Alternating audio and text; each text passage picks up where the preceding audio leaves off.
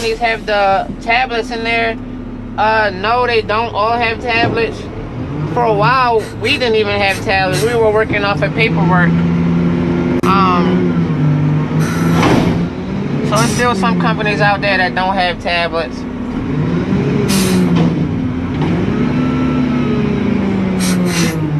That's like some companies have cameras and we don't have cameras. So everywhere is different.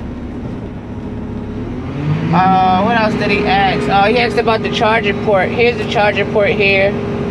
Little cigarette lighter plug. Plug it in there. I got the double one. I bought this double piece so I can charge my camera. And I got it hooked to my phone now. That's where we charge out anything at. And as far as the tablet has its built-in charger port.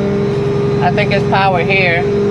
They built it into the truck, so it's automatically, as long as you see that green light, the tablet's always charging, so it doesn't die on us.